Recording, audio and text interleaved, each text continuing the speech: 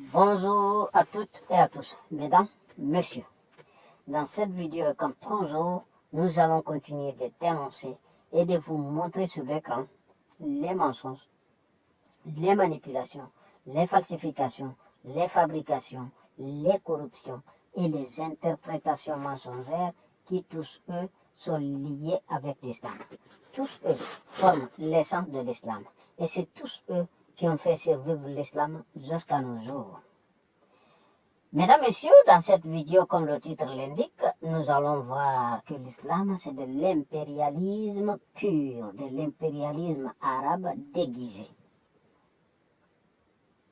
En islam, il n'y a pas de plaisir.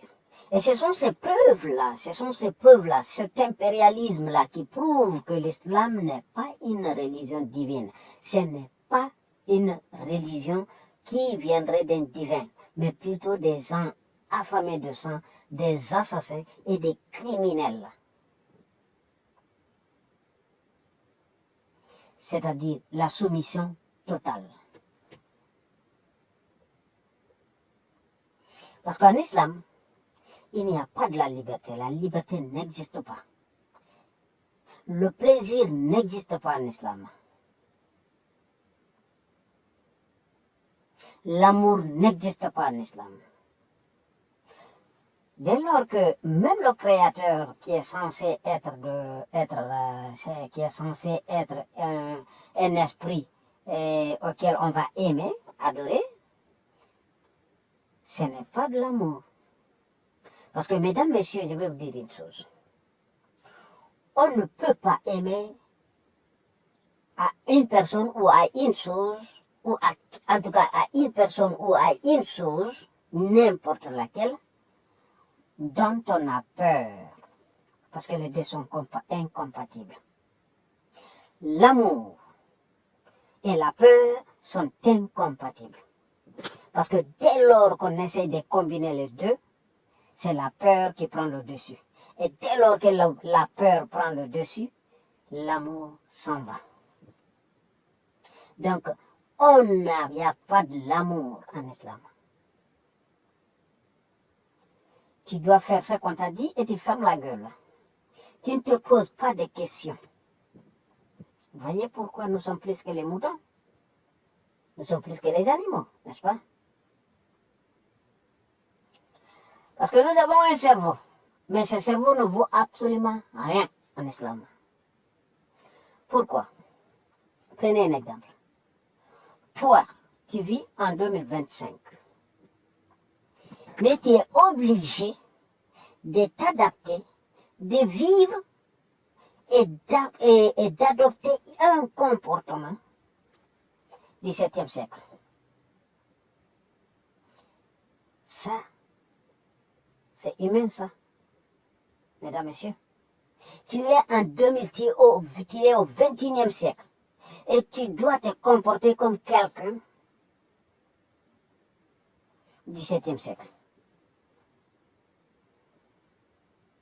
Ça, c'est de l'impérialisme. Pur et simple.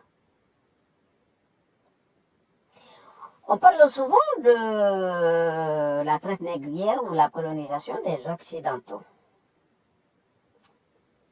Mais alors que personne ne parle de ce qu'a fait les arabo-musulmans en Afrique noire, avec les Noirs.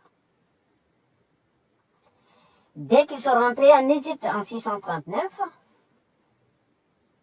ils ont tout de suite réduit en esclaves 4 millions de personnes. Tous des Noirs qu'ils ont emmenés dans leur sang en Irak.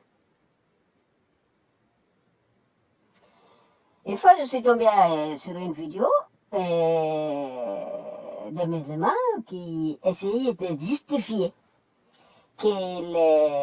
avec des mensonges bien sûr, que la traite arabo-musulmane, bien sûr, qu'ils faisaient de l'esclavage, mais c'était pour travailler dans les maisons. Du grand n'importe quoi. Du grand n'importe quoi. Ce que les arabo-musulmans ont fait aux Noirs, c'est la pure catastrophe. C'est la pure inhumaine possible. C'est la pure barbarie. La pire barbarie, je vous dis.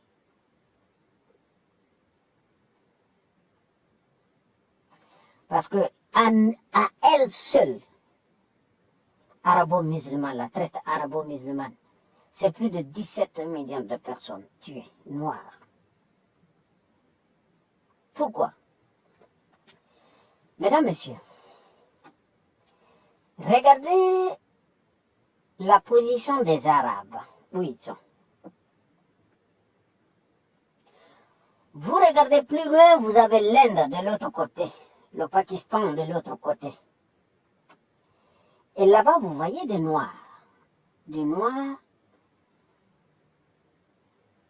avec des cheveux qui ne sont pas crépus, certains parmi eux, majoritairement, mais c'est des Noirs. Et de l'autre côté de l'Atlantique, de la mer Rouge, pardon, vous avez des Noirs.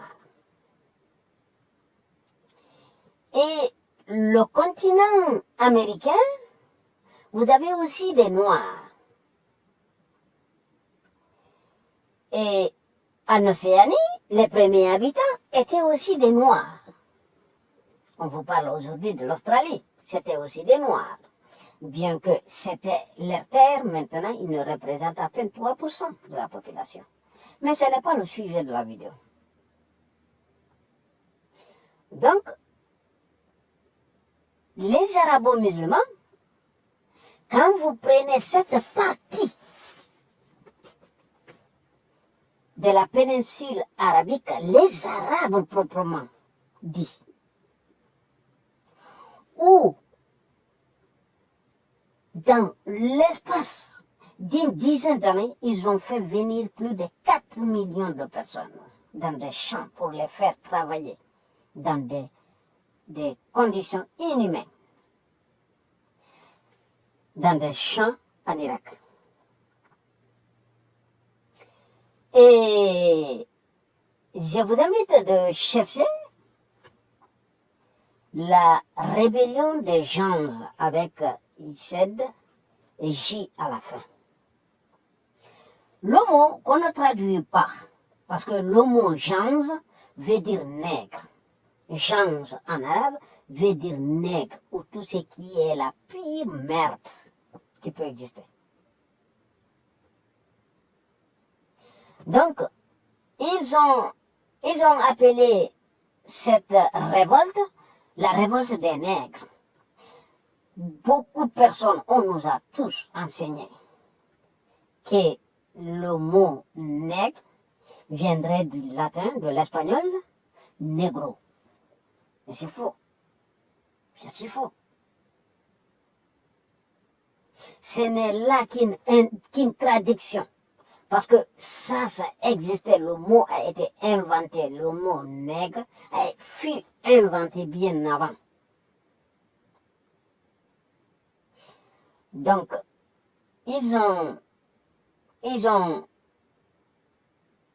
au 9e siècle, ces Noirs se sont révoltés. Et ils étaient maintenant des millions. Et ils ont dit qu'ils ne voulaient plus travailler, qu'ils ne voulaient plus de l'esclavage. Et qu'est-ce qu'ils ont fait? Ils ont assassiné 2,5 millions parmi eux. Où était Allah, le Tout-Puissant, le Créateur, la miséricorde, le plus miséricordieux? Il était où lorsqu'on a tué plus de 2,5 millions personnes, juste parce qu'ils ont demandé leur liberté? Vous voyez l'impérialisme? Il n'y a pas eu autant de morts quand on a commencé à parler de l'abolition de l'esclavage, alors que c'était le sujet. Ils avaient juste demandé l'abolition de l'esclavage. Et ça, c'est bien avant que les années 1800, qu'on a aboli l'esclavage. Regardez, mesdames, messieurs, l'impérialisme arabe, arabo-musulman. On va commencer par un couple déjà marié. Un couple marié, il faut parler, il faut prononcer des mots, des phrases, des invocations en arabe, en langue arabe. Alors que 88% des musulmans ne comprennent absolument rien de ce qu'ils disent en arabe, ne comprennent pas du tout l'arabe. Mais ils sont obligés de prononcer ces invocations, de faire ces invocations en langue arabe. Pourquoi? Pour coucher avec sa femme ou avec son homme. Donc regardez cette stupidité, si ce n'est là que de l'impérialisme pur. Tu es avec ta femme. Pour coucher avec ta femme, tu es obligé de faire des invocations. Parce que si tu ne fais pas ces invocations d'après l'islam authentique, l'enfant est né, cet enfant-là ne t'appartient pas. Il serait des iblis, de Satan. Pardon, pas des iblis, mais plutôt de Satan. Parce que si tu ne prononces pas ça, c'est pas toi qui fais l'amour à ta femme, à ton épouse, mais plutôt Satan. Excusez-moi, je parle là que vous voyez que je parle là que de la femme. L'homme fait. C'est parce que je parle de l'islam. L'islam, c'est l'homme qui fait. La femme n'existe pas. La femme est rien. La preuve en est que dans le Coran, qui est de la toute miséricordieux, le plus miséricordieux, le nom, le prénom de la première personne, de la première femme qui a existé ne se trouve pas, ne s'y trouve pas dans le Coran. Vous ne trouverez nulle part le mot Hawa. Parlant de Hawa, mesdames, messieurs, et ça aussi c'est une preuve c'est une preuve de l'inexistence d'un personnage qui serait Mohammed, le prophète de l'islam. Pourquoi? Parce qu'on vous dit que le prophète de l'islam a vécu entre Makkah et Médine. Qu'il a vécu entre les deux villes. On vous dira aussi qu'il serait parti en Syrie pour faire le commerce. Mais limitons-nous qu'il a fait ces deux villes en Arabie Saoudite. Et donc, lui, il s'est limité là, mais l'impérialisme arabe s'est permis plutôt, de prendre tous les prénoms bibliques, ou la majorité, la plupart, beaucoup de prénoms bibliques, parce qu'ils n'en ont cité que 25 et il y en a plus.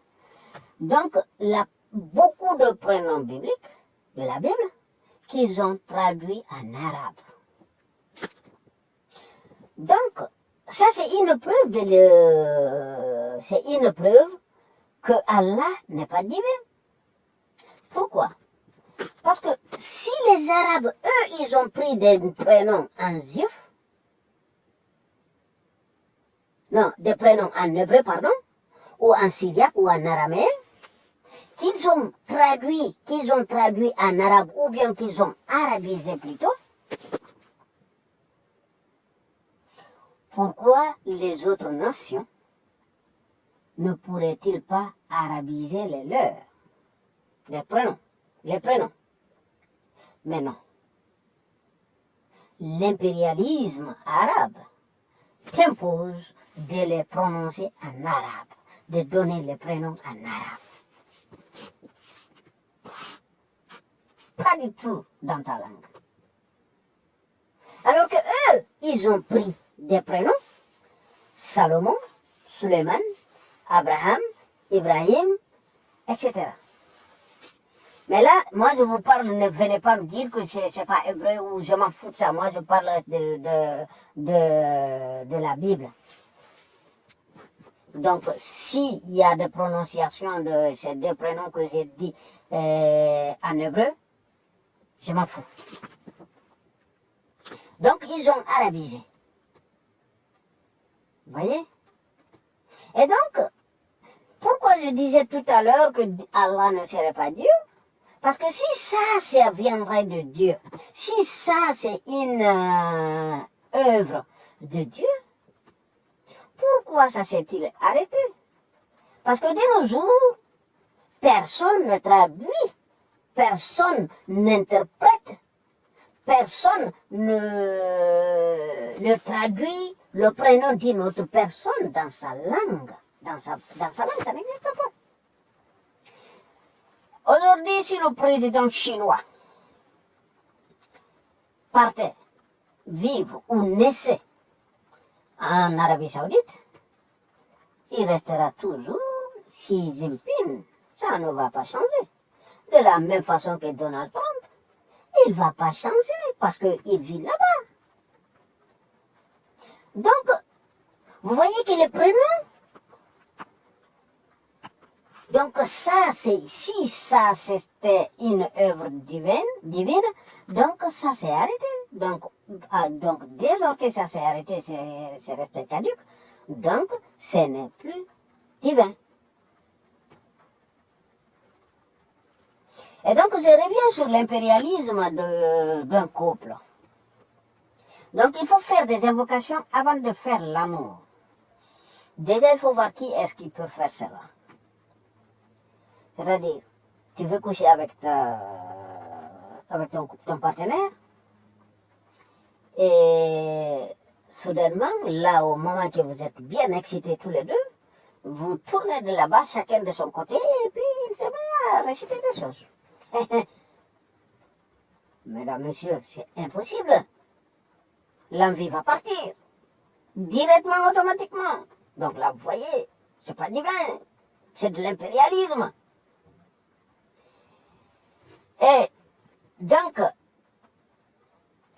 l'enfant, si vous n'évoquez pas ça, l'enfant qui naîtra sera de Satan. Mais ne soyez pas étonnés, parce que ça c'est des hadiths authentiques qui vous disent que nous sommes tous des fils de Satan. Tous, nous tous. Nous sommes tous des fils de Satan. Pourquoi? Parce que il y a des hadiths authentiques qui vous disent que la femme, toute femme, naît Satan, grandit Satan et meurt Satan, mourira Satan. Dans le corps d'un Satan, sous la forme d'un Satan. C'est comme ça c'est dit.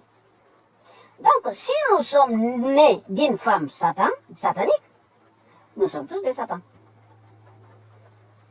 Donc, je ne sais pas pourquoi Allah s'est fatigué d'envoyer 124 000 livres pour rien, alors qu'il n'y en a que des Satans ici.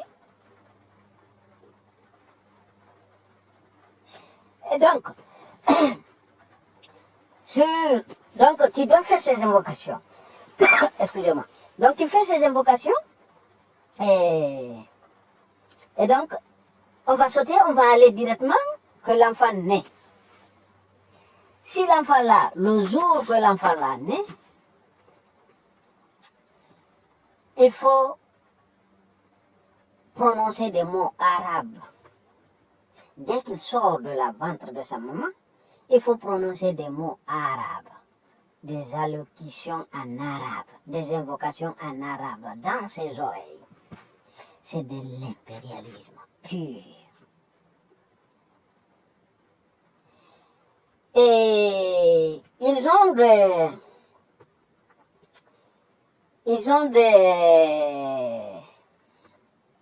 des slogans pour que vous restez dominés toute votre vie. Et ces slogans ne sont rien d'autre que des cordes qu'ils ont mis sur le cou des musulmans. C'est-à-dire un musulman, à chaque fois, il est là, astaghfirullah, la ilaha illallah, Allah akbar, alhamdulillah, ou tout ce qu'il fait, bismillah. C'est-à-dire, tu n'as pas à chaque fois que tu fais quelque chose, tu as un slogan, tu as une petite phrase formulée qui va te renvoyer vers cet impérialisme, vers cette secte, et t'empêcher d'analyser. Parce que tu es une machine programmée. Tu es programmé pour suivre ses obligations. Et donc l'enfant naît, l'enfant, il va porter, tu vas commencer à donner, tu vas commencer à prononcer ces trucs-là. Et majoritairement, tu dois leur donner, ou bien tu leur donnes un prénom en arabe. Alors que l'être humain, c'est l'esprit.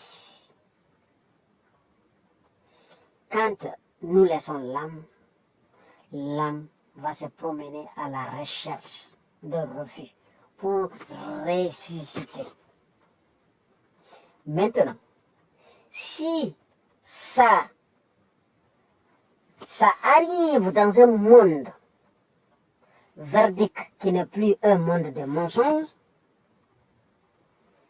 ça va se retrouver dans une situation, dans un environnement, dans un lieu, dans un endroit que ça n'a pas de signification. Et vu que le prénom n'a pas de signification pour cet endroit, c'est pourquoi dans le Coran d'ailleurs, vous avez un verset qui vous dit que si quelqu'un meurt dans un pays qui n'est pas un pays musulman, qu'il sera puni et il sera demandé pourquoi, si la terre n'était-il pas vaste, pour aller migrer dans un pays musulman. Pour émigrer dans un pays musulman. Vous voyez, c'est la raison. C'est ça la raison. Donc, tu donnes le prénom et on te dira d'apprendre à l'enfant. D'apprendre à l'enfant des invocations, des récitations, des mots que toi-même tu ne connais pas, mais qu'on t'a juste appris. Et puis, tu vas transmettre ce message à ton enfant.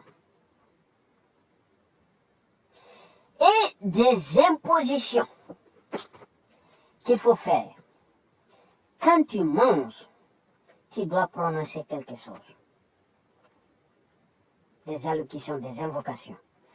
Pour boire, il faut en prononcer. Pour se doucher, il faut en prononcer. Pour rentrer aux toilettes, il faut en prononcer. Pour sortir, il faut prononcer.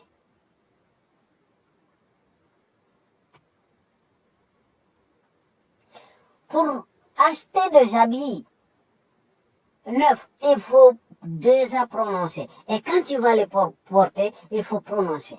Des allocutions aussi. Il y a des invocations pour tout. Quand tu sors chez toi, tu dois prononcer des invocations, des allocutions. Quand tu rentres, tu dois le faire. Quand tu vas à la mosquée, tu vas le faire. Et en rentrant, tu vas le faire. Mais tout ça en arabe. Mesdames, Messieurs, ça c'est de l'impérialisme pur. Tu es là, tu ne dois que suivre, parler, manger, te nourrir et respirer dans la langue de ton maître. C'est de l'impérialisme pur. Tu ne peux pas, tu ne peux rien faire. Tout est interdit, comme je vous dis. Les seules choses qui sont autorisées, c'est ce que le maître veut que tu sois. C'est ce que le maître impérialisme t'a demandé de faire.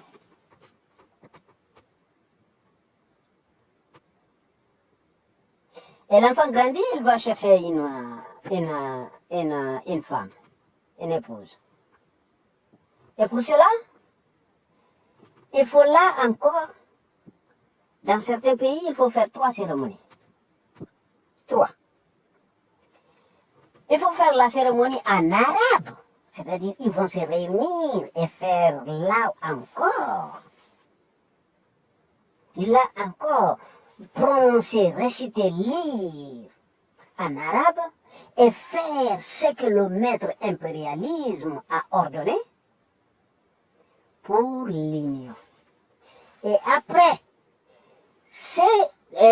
comme je vous dis dans certains pays, ce même couple doit passer maintenant au traditionnel de leur nation. Et après, ils vont passer à l'officiel. Voyez? C'est de l'impérialisme pur. Donc, dès ta naissance, jusqu'à ta mort, tu as des slogans de ton maître que tu dois prononcer obligatoirement et à chaque fois, à chaque action, à chaque instant, pour ne pas t'éloigner de la voie que ton maître, que le maître arabe, le maître impérialiste a tracée. Et vous allez me dire que ça c'est divin. Avec plus de 10 000 langues, pourquoi Allah ne parle que l'arabe? Allah ne comprend que l'arabe. Et même ça, il ne comprend pas. Même l'arabe, il ne comprend pas. Parce que regardez ce que les Palestiniens subissent. Et ce n'est pas parce qu'ils ne demandent pas. Et ce n'est pas que parce que partout dans le monde, les musulmans ne demandent pas. Allah, il le demande. Mais Allah n'écoute pas. Alors que vous avez un hadith authentique qui vous dit que Allah descend toutes les nuits à partir de 3h40 comme ça. Ça, c'est moi qui vous dis pour ne pas rentrer directement pour que vous sachiez à quelle heure. À partir de 3h40. Mais 3h40 d'où? Vous voyez? Parce que quand c'est 3h40 ici, et quand c'est 3h40 ici, c'est peut-être 10h quelque part. C'est 20h quelque part. Donc, et Allah, il est seul. Et donc, il descend. Comment il fait? Quelle stupidité. Mesdames, messieurs. Donc, on parle la colonisation, la traite négrière. C'est qu'a fait, je disais tout à l'heure. Quand vous regardez l'Inde et le Pakistan, vous avez des Noirs. De l'autre côté, vous avez des Noirs. Mais là où il y a les vrais Arabes, je ne parle pas, hein, là où il y a les Arabes, c'est-à-dire les terres, c'est-à-dire la péninsule arabique, les vrais Arabes, il n'y en a pas de Noirs. Pourquoi? Parce que les esclaves qu'ils ont fait venir, ils les ont tous castrés. Ou, pour certains, c'est l'ablation directement. Ils coupent directement le truc pour ne pas qu'ils se mélangent. Ils les coupent directement la zizi pour ne pas qu'ils se mélangent avec les femmes. Pour ne pas reproduire. Si vous partez en Amérique latine, vous trouvez des Noirs. Vous partez en Océanie, vous trouvez des Noirs. Et vous trouvez des métis. Parce qu'il y avait de mélange. Il y a eu de mélange. Mais chez les Arabes, ça n'a pas existé, ça n'a jamais existé et ça n'existe toujours pas. Ça n'existe toujours pas. Mesdames, Messieurs.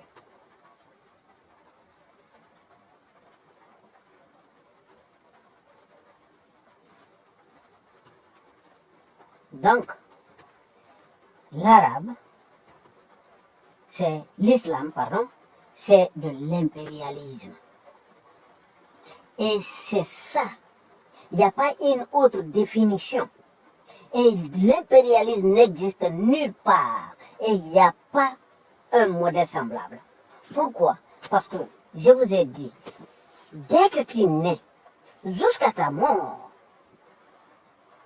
tu es soumis à une obligation tracée par les maîtres de tes ancêtres.